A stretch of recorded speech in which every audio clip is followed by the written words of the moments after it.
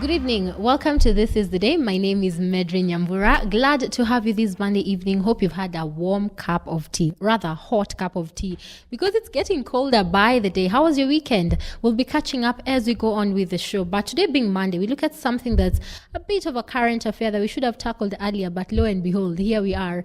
We are talking about the new curriculum, the school curriculum that we have called the CBC, which is basically competency-based curriculum, trying to understand what does it mean? What does it mean for me as a parent? What does it mean as a teacher? And I have in studio today an amazing woman. The name is Ruth Mugambi. She's the, let me get this right, Deputy Director of Basic Education at the Kenya Institute of Curriculum Development. Karibu sana. Thank you so much for making the time. Off air, we were having the discussion that, you know, when we had there's a new curriculum, we took the headline and ran, and that's it. But I thought it was important for people to understand the CBC. How is it different from 844 at the basic level? Okay.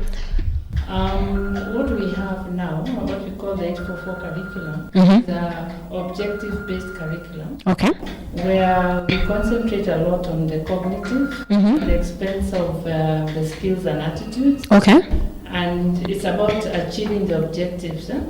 But competency-based curriculum, not the competencies, which does have the knowledge, but the application of that knowledge is what is key. Okay. The values and the attitudes that make you apply that knowledge. So competencies is really the ability to do, understand, and know why you're doing it.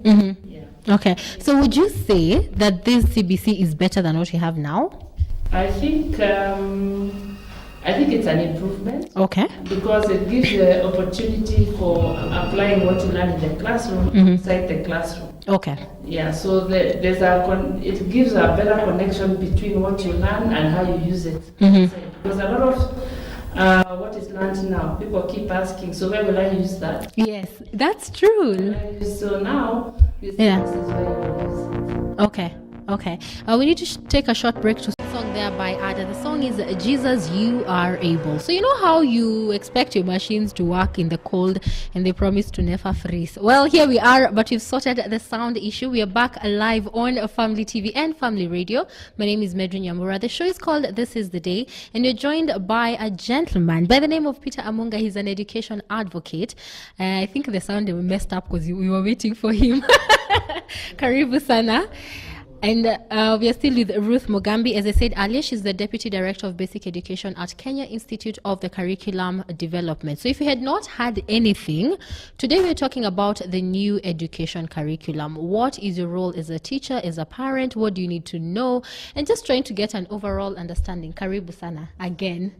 So I'll start with you, Ruth, again. We talked about, is this the best way to go? And you gave a very clear explanation about this curriculum in comparison to the previous one. So maybe just let's start from there. Okay, yes, you would ask me about the difference between the CBC, the competency-based curriculum, the current 844 system. Maybe I'd like to say that the 844 system was relevant. Yes. And it played the role it was expected to play. As in 1985 when it was first implemented. True. And now we have the competency-based. And for any relevant curriculum, it needs to be reviewed over time. In fact, the UNESCO standard says you review it after every 5 years. Yes. And the main difference between the 844 and CBC is that with the 844, it's what we call an objective-based curriculum. Some people say content-based curriculum because it had a lot of concentration on the cognitive knowledge, acquisition of knowledge. But with competencies, it brings it on something on top of that, the application of that knowledge. So it helps you to understand what you have learned in the classroom, how useful is it outside the classroom. Okay. Yeah, so it's the ability of the learner to do something, to know and understand why they are doing it. Okay. Yeah. As opposed to cramming it. Okay. Peter, your thoughts? What do you think of the new curriculum? Basically, I speak a lot about teachers. Teachers are not comfortable with the new curriculum for one or two issues. Teachers feel they've not been involved enough. Teachers feel they're not prepared very well to even the pilot stage where the new curriculum has started. It's a good one. It has some very good aspects. The way it's being talked about. Yes. The only problem teachers have is the way it's being rolled out. Okay. Teachers feel that they are not prepared. The few seminars our sister and her team have invited them to don't seem to have prepared them well enough. A classroom is about the teacher. Remove the teacher from the classroom and then there will be no learning. Okay. So the problem we feel is that involve teachers more. Involve them in even in the working of this thing, in planning everything. Okay. And employ more teachers. Okay. A new curriculum with very nice ideologies, but no teachers. Okay. This country has a shortage of over 80,000 teachers. Those are very many. Okay. Ruth, he's dived right into it. We were talking earlier about some of the challenges you're facing. Maybe you can tell us about that. You had already talked about it. You anticipated that problem with the teachers. Maybe you can start with how you're rolling out the program. I think maybe first to answer his question about using teachers. It's important for people to know that we use teachers to develop the curriculum. Okay. KICD, we only have one person who is a subject secretary, and we use panels to develop the curriculum. Okay. And 3/4 of that panel are classroom teachers because they really help us to gauge the relevance and how can this be implemented in a class. And so teachers are instrumental in every stage of curriculum development. Yes. Even when we did the needs assessment, when we did the summative evaluation of the 844, they were one of our main targets. So we really talk to them. We actually interact with them. But it's also important to know that we have very many teachers. Yeah, we have over 300,000 teachers. Yeah, that's true. So the target that we were having this time was not all the teachers. So Okay. I don't get shocked when our class 8 or class 6 teacher says they don't understand, they know nothing, because they have not been our target. Okay. We have been targeting pre-primary 1, pre-primary 2, and grade 1, 2, and 3 only. Oh, so literally from the beginning. From the beginning, Okay. because we felt if we go too broad, we will just sample. Okay. So let us target only those who we expect to implement the curriculum immediately. So those are the ones we have targeted. Okay. And they are not few. 170,000 is Yes. also not few. Okay. And therefore, what the cascade method that we use to actually train the teachers has its challenges. That's one of the main challenges. Because we as an institute, we were the master trainers. And then we train trainers of trainers who trained the curriculum support, the curriculum support officers at the zonal level who trained the teachers. So you can see that is 4 levels of training. And as we continue training, it's kind of waters down. Yeah. Anybody who knows about Cascade will tell you that if you don't, probably would have been the best trainers, but you don't have the capacity. The capacity to So do we it. need to do that. Also, you'll always find, even today, if we did an evaluation of the standard 8 teachers and trained them, they'll always tell you they still need more training. Yes. And they've been teaching this curriculum for over 20 years. So Yes. training is it has to be a continuous effort. Process, yeah. It has to be purposeful. And for a curriculum reform and not a review, it needs time. Okay. It And is time. time needs money. Okay. Yeah. Yes, I was going Yeah. to ask you whether we Yeah. can actually afford the rolling out. Amunga, you look like you have something to say. Go ahead. Actually, I have a feeling they can't afford. Okay. They have a good idea. But what they don't have is time. What we don't have is, let me use we, because we are all involved, parents, Yes, we teachers. are. Yes. What we don't have is time. What we don't have is the resources, the money. Okay.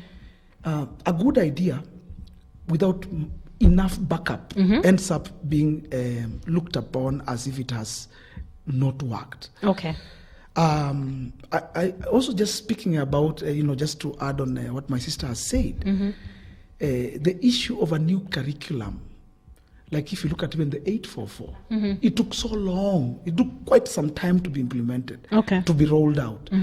But the current curriculum, which is being reviewed right now, is like it is something needs to be done. Yan is like they're in a hurry. That's the word I want to use. Yeah. My sister here and her friends are in a hurry and they want this thing done. They have maybe some targets. Maybe somebody in government has told them, you guys, I want this thing done by 2-3 months. Yes. It's like this GR. You tell them, by June, this GR should be rolling to Mombasa. Okay. But that's not how we work in the education matters. Actually, that is not true. Yes. Ruth is shaking her head. Yeah. Because 844 was the one that was hurriedly implemented. Yes. Within 6 months, it was implemented. I would like to say that the summative evaluation of the 844 was done in 2009. Okay. The beginning of, we went through a lot of training as curriculum developers, and we did a lot of benchmarking since that time. But the actual development of this curriculum started in 2015. Okay. So it has taken a long process. So what we are saying... 2015 to today, that's just 2 years. Okay, listen. No, I'm just saying... That's not time enough. 844 was 6 months. No. Actually, So 844, you said the McKay report. Is it the McKay? Which one set up the 844? Was it the Yes, McKay report? Yes. It was written almost in the 80s. I mean, what I can say is this. You are right. You are right in many ways. But this is a fact. What was written in which year? I'm trying to remember. Maybe you could remind me. But I'm trying to feel Yes, it is the one that led to Yes. the 844. 83, yeah. It was in 83, 84, yeah? And 85 was when it was implemented. Yes. So already some years have gone Yeah. by, yeah. Okay. So, okay, what I can say is this. Sorry, maybe if I feel to be jumping the gun. What I can say is this. It is a nice idea. Okay. And you look at it, I've sat in their meetings, I've sat listening to them even when they talk on TV like now and on radio. But I tend to think we are not prepared. And we told them, so we had a heads meeting in Mombasa last week. Yes. And I was there, and one of our spokesmen is called Sosion, he's the guy from NAT. I work in his office. And he said it point blank, we are not ready for the new curriculum. That is the feeling that we have. We feel like we are not ready. Okay. Teachers are not ready. Parents are not ready. They don't know what it's all about. Publishers. I was on Twitter one day, and they replied me. We had a long talk on Twitter with their communication team. Simple books with very major errors. Okay. And that we feel is that one of the reasons why we're saying they are in a hurry to roll it out, and that's why we have those kind of errors. Okay. So seeing that you're here now, before we demonize it too much, I'd like to ask you, Ruth, why was it important for us to sort of split the years the way we had it, where we had reduced time in primary school? What does that mean? Is it adequate time to actually cover what we hope to do? Yeah, I think that's a very good question that we have categorized the whole of basic education. If you look at the Constitution, it says that we must provide free and compulsory basic education. So it needed us to redefine basic education. So basic education has been split into 3 levels. Okay. We have the early years education, which is up to grade 3. Then we have the middle school, which is now 6, grade 4 to 6. Then lower secondary, 7 to 9. And then 10 to 11 is a senior school. Okay. Now it was necessary because we did a lot of reading, and you find that primary education all over the world is decreasing because the focus of primary education is offering foundational skills. Yes. And the foundational skills is on literacy, numeracy, and social skills. If you look at our children today, they're learning to read very fast. Yes. And they're learning the numerical skills are very fast. So we don't need the 8 years to do that. Okay. And if you look at the benchmarking with the best educational systems in the world, they're actually reducing their primary education and increasing secondary education because secondary education is the beginning of specialization. Yes. It is about exploring who you are and what you can do. Okay. So that is a part in a child's life where you give them an opportunity to just interact with many areas. Okay. So that they can decide what is their interest, what is it that they're able to do, what are their abilities, and then be able to begin specialization and agreeing on that. Okay. So you find that we have put PP1 and grade 1, 2, and 3 as early years education. Yes. Because in the 844, when we did the summative evaluation, we realized that the transition between nursery and grade 1 was very traumatic to the child because it's very different. That's a true. nursery school child goes through a lot of exciting moments, Yes. but when they come to grade 1, they're introduced to subjects. And they used to, and when they were in nursery school, it was about thematic approach, which Yes. the child did not know whether they're doing maths or English or whatever. So now we have early years concentrating on just the ability of the child to read, write, to listen, to communicate, and then the basic numeracy skills, which are always there. Okay. And I want to say about the readiness of the teachers. I think what the teachers fear, that it is such a big change, which it is not. Yes. If you are a trained teacher, you are only changing the methodology, the pedagogy skills. You're not changing the content, because it's still about counting, it's still about writing, it's still about reading. But what we are trying to tell the teachers is to change their methods of teaching. Okay. So, and that is, anything that is changed is very fearful. That's the thing. It's very Change is very fearful. scary. It's not Yes. just about change. It's about the It is best- about preparedness. It's Okay. about planning, meticulous planning. And that's what I personally feel, or maybe I speak on behalf of several teachers because I've been in the class for some time, is that KICD, who are actually the main implementers, the main people behind this new curriculum, Yes. the problem is that we normally tend to think they're out of touch with the rest of us. Okay. We blame them for maybe they are paid well than us. I don't know what to say. Are we going to go there? But we have to say we won't go there. No, let me finish the point. Yes. That was just by the way. Yes. But we tend to think they think, I don't think it's out of the box. They just think so far ahead. They're light years ahead of many of us. Instead of carrying us along in everything they do, they move. And it's like we feel they are sponsored by either some foreign donors, maybe the World Bank, to Okay. implement these ideas they have. Some of us feel they are borrowed elsewhere. Okay. So they are not particularly ours. Okay. They don't fit into our situation. And I want to give a good example. In my house, I'm a teacher, but my children go to a school called Riara. Small child, standard 1. They are in that scheme. The new curriculum has already begun. Okay. That school, the homework, they know that this kind of system. Okay. Those teachers in Riara know the whatever. Although, so when the child comes, we even have to Google some things as parents. Yeah. We have to use the internet. We have to use so many other things to help a standard 1 child. My house girl, who is also in the same house but lives in the servant quarter, has also a child but in a nearby public school, same class. But because I'm a teacher, they always bring the child to me, saidia hapa namna gani. And I discovered the child in the public school is actually getting a very raw deal in this whatever, because even books were not yet out. The books for the teachers, class teachers in Standard 1 and the pilot classes that my sister is talking about, the teacher guides were not out until, I don't know if they're out now, but by April, teachers were still writing and sending us messages. Can you people go to KICD and get us the books that will guide us? Okay.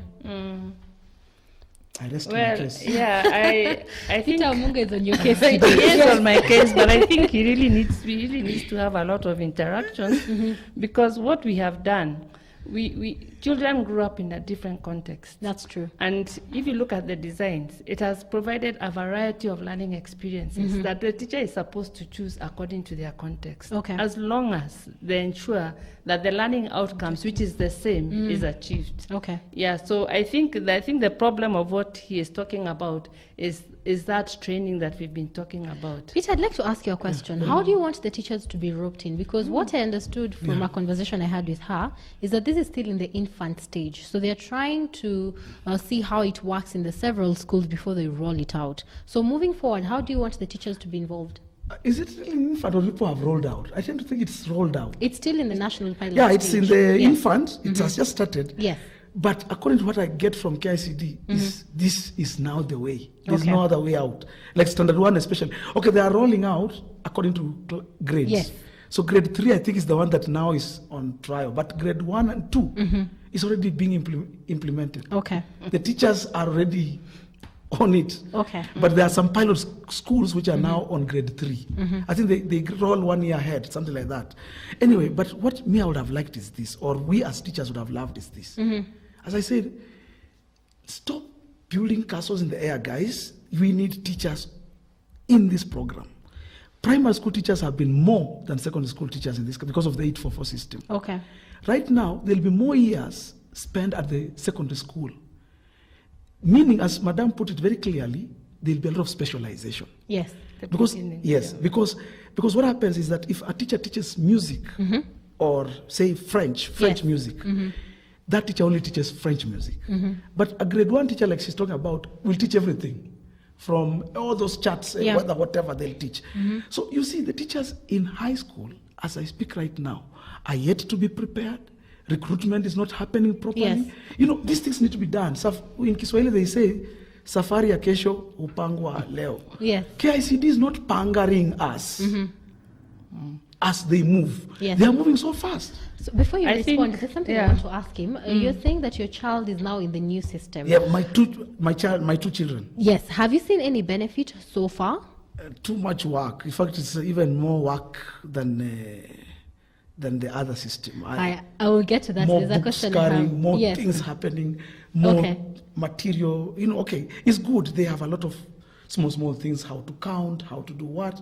They want it practical, So you need to have either the, bottle tops, what, those things. It fits well. Isn't that what we asked for, though? Yes. Even look on YouTube, check an American classroom, an ECD classroom in America.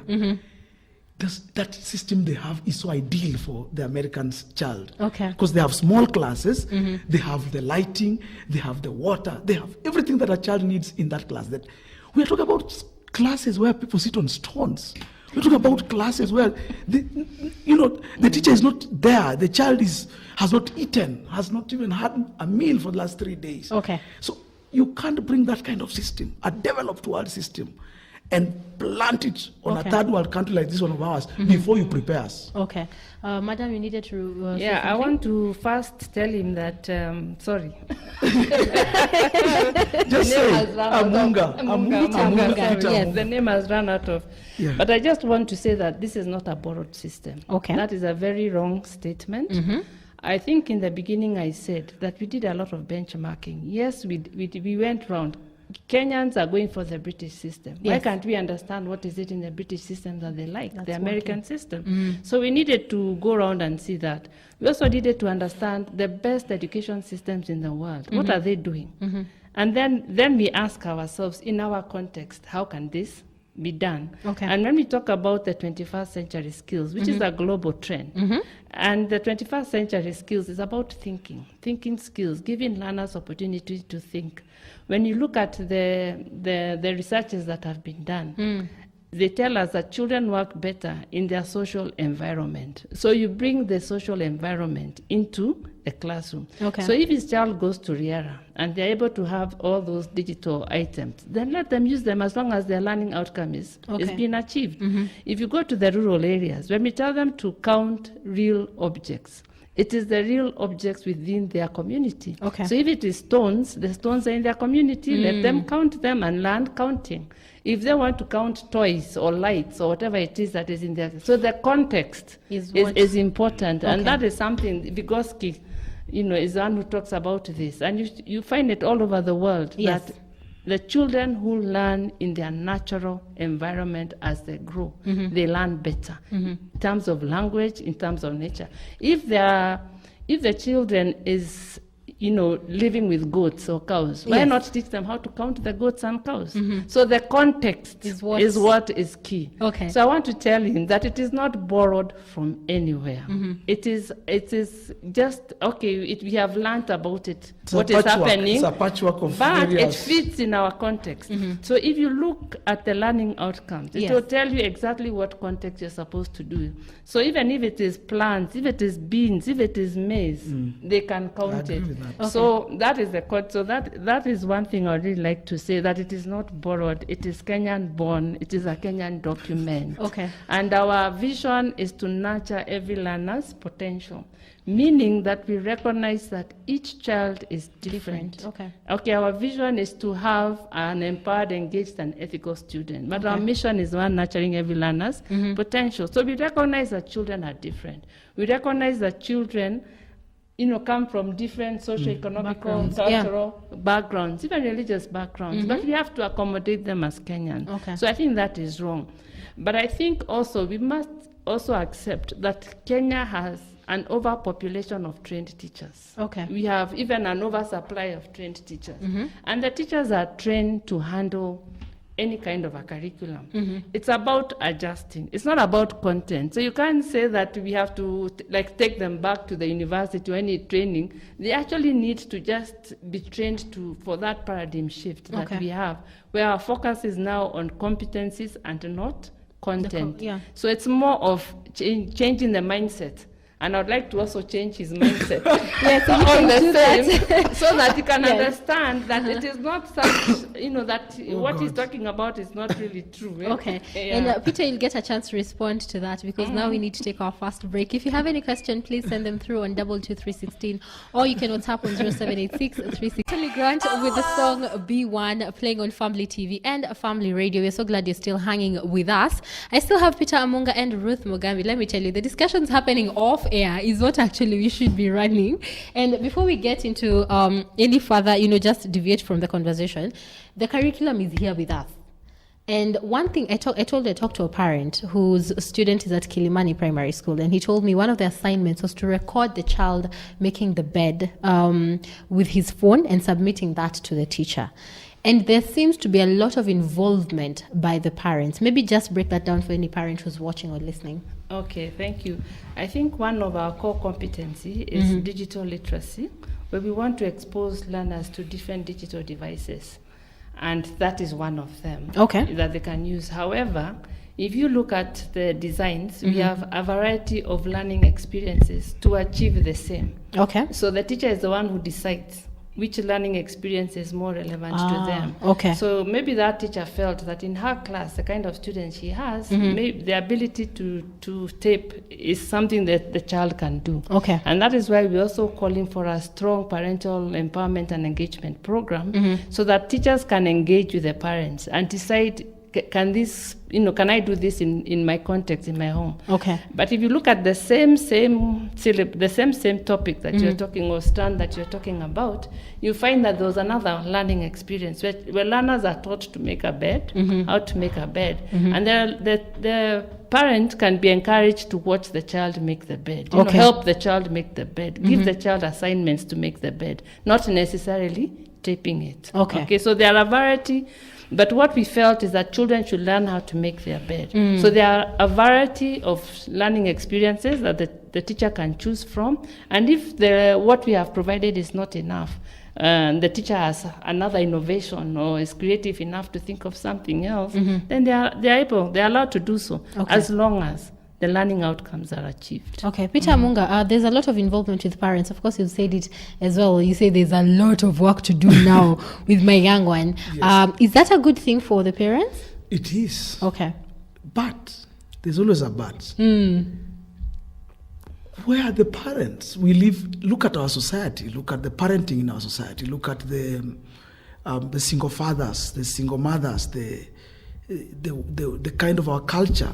Michael Joseph of Safaricom said Kenyans have a peculiar culture. We are looking for money. Most of us are trying to make ends meet. Okay. And honestly speaking, we are not available.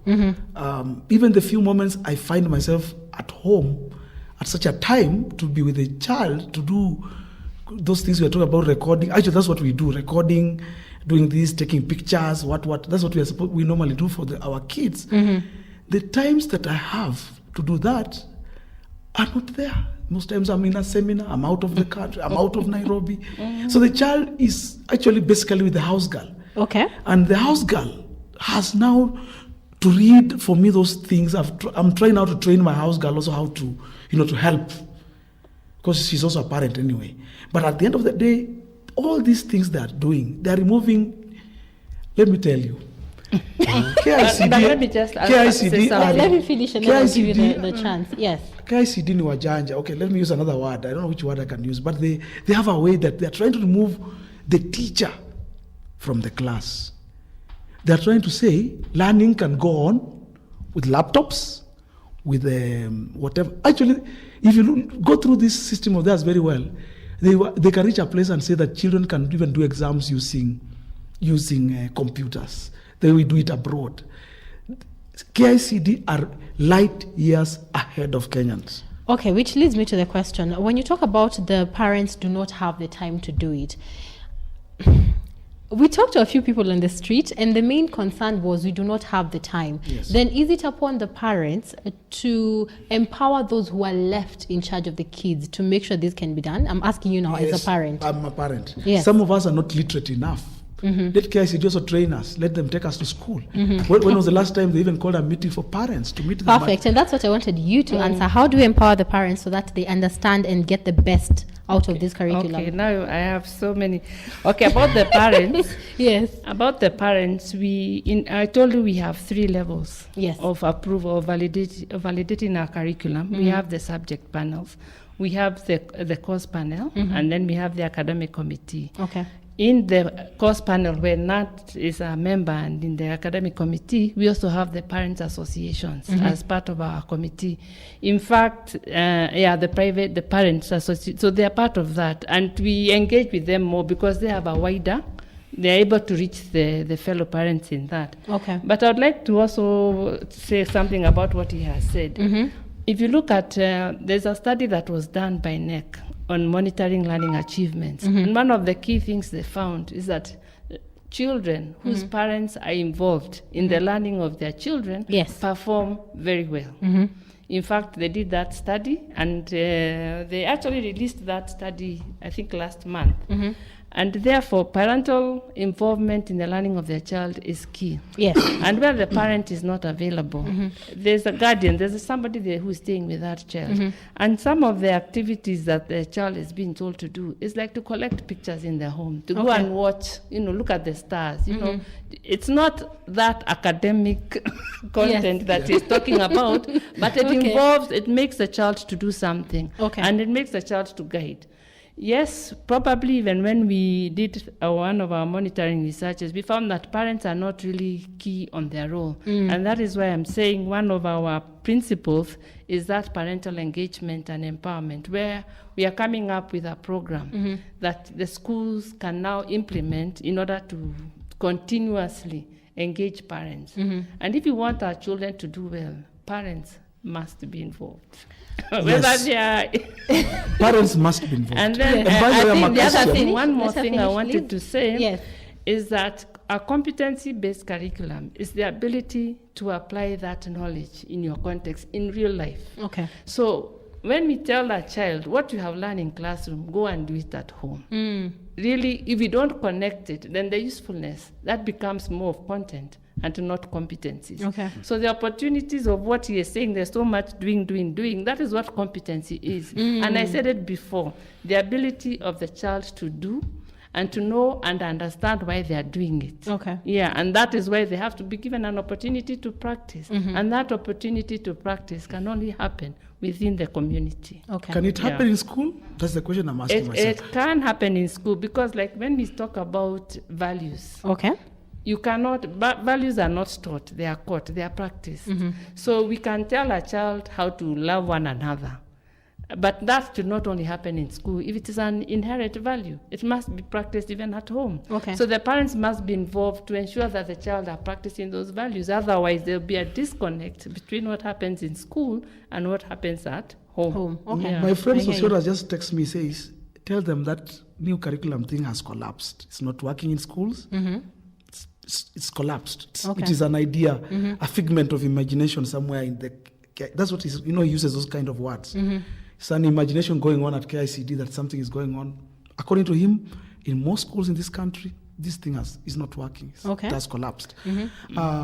I think also, I'd like to say that the reason why we are calling it a pilot means it's a study. Yes. We are continuously studying. From the time we started the pilot, we have done 3 studies last year. This year, we collected more data in February, and we are going again in July.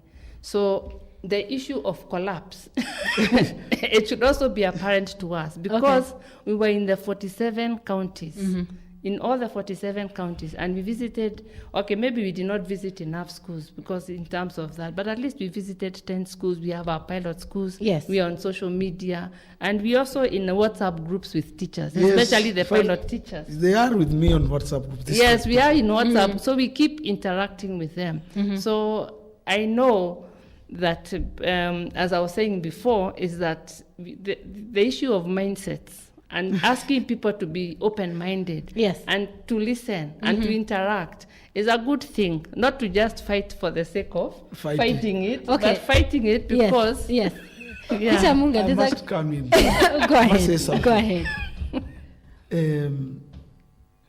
You know, in an ideal society, which is not there, even in the Bible times, when the times when the Bible was written, Yes. things were not just all perfect for everyone. Mm-hmm. The family, as I speak, and I thank God this studio is called Family TV. It's a very important word, family.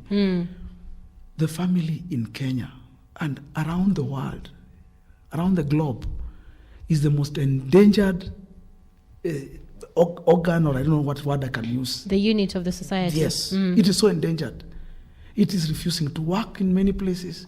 We have so many cases going on, so many issues going on. And when you bring a system like this, which wants to take the child back to the family, father, because even like now in my house, the child comes with things that father should do, mother should do. Even look at their books. Their books are so, they are from heaven. They believe all of us are heaven material, So because they talk about Baba ni huyu, Mama ni huyu. We have single mothers. We have children who are being raised by single moms, and some of them are doing very well. Yes. But you look at this, the way they compose their books and write their material, and the way they want us to get those materials at home, they are on the family, the real nucleus family, which is father, mother, and 2 children or 10 children, depending on... Okay. Peter, we're almost out of time, so I'm going to ask you this. Given all the grievances you've aired, I hope she's written notes on all about it and she'll go back She to has the heard office. them many times. She knows these things. What is the solution? Solution is this. Yes. When you deal with a society like Kenya, where we are, as she puts it, we don't like change. We don't like sudden change. Yes. What you do with us, you take us slowly. I don't know if that's English or mother tongue. It's Kenyan English. Kenyan English. English. Peleka sisi pole pole. Okay. Yani, merge us with the former system. Mold us around it. Start with standard 1 to 3, the way 844 is doing it. Okay. Go with us with that one so that we see the change not being drastic, but rather being gradual. Let the teacher even not feel like there's anything that has changed. Even the parents, let them think there's nothing that has changed, but things are changing. Okay. But what they've done, they have bombarded us, and as Kenyans, we are bombarded with things every day from them, books that are poorly written and printed with a lot of mistakes, too much talk, and then they have so many professors in KICD. Sorry, yes, I must say this one. Yes. I'm sure even Hashi must be one of these professors and doctors. There are so many of them in KICD. To get normal Kenyans at KICD who can talk normal like me, it's very hard. These are academicians. Okay. And they think academic. Okay. And Kenya is moving away from academics. I hear you. Something that suits us. We literally have about 2 minutes. So I'm going to give you a platform to say why I need you to sell this. This is your time. Sell it. The new curriculum. Yes. I think the new curriculum is based on research. Okay, he said we are all doctors, but for a good thing, we have to research it. Okay. And we spoke to everybody, even him himself. The issue of family, I think even family... Yes, give feedback on that, yes. The issue of family is key. And one of the things we were told, and has really come out strongly, is that the current curriculum, even you yourself, you have said it, the current curriculum does not give you enough competencies to use. When we talk about competency-based curriculum, we are talking about critical thinking and problem solving, creativity and imagination. We are talking about digital literacy, self-efficacy, citizenship, learning to learn. Okay. So that even after the classroom, you yourself will have the zeal to learn on your own, teaching the child to learn on their own. So those are competencies that can make anybody survive in any situation, regardless. So we literally have 30 seconds. There's something he's mentioned about the dynamics of the family changing. Are we going to see the curriculum adjust to the families that we have? Because we have single parents, we have big sisters who, have younger siblings. Are we going to see that? I think it is already there. Okay. No, it's not. It is already there. I think I wish I came with a curriculum design so that how you can see it. And then one more minute. Yes. 1 more minute. I would like to say that there's a curriculum reform and a curriculum review. Okay. What he's talking about is a review where we changed what he's talking about. But the curriculum reform of the 844 in 1985 was done across the board. Yes. It was changed throughout. And we learned mistakes from that. Okay. And that is why we are not going at this. We are actually going pole. Pole. And that is why, in the introduction of 844, there was no pilot. Okay. So there was no time to study and adjust from the mistakes. This time, there's been a pilot. We have gone through I've said we've done field visits and field studies 5 times. And we have learned some of the mistakes that have happened. Okay. In terms of teacher training, we have identified the gaps, and we have done and improved them in the current designs for grade 4 based on the mistakes that were done in early years. Ruth, I hate to cut you off, but we literally have to go off. So you had mentioned that if people needed more information, where can they find you? KICD we have a website. We're also on Twitter and we're also on Facebook. Just Perfect. KICD. Peter, if people have grievances, where can they find you? I'm at NAT headquarters, but my number, I'll give it. Because I'm on all WhatsApp groups. Okay. 0722 61 0722 61 2128. Okay. Sawa. Sorry, I really wish we had more time to actually go through it. But here's what I'll say. Keep your eyes on the ground. Your ears. Did I say your eyes? I meant your ears. On the ground. So that anything that's happening with the curriculum, you actually get to know about it. We had a few clips of parents that we talked about. We couldn't air it because of times. And the most thing that I've found is that hakuna research. We are not asking questions. So please feel free to ask both organizations questions. That's KICD, and also reach out to Peter Amunga if you have any complaints. He seems to articulate them very well. But for now, thank you so much for watching.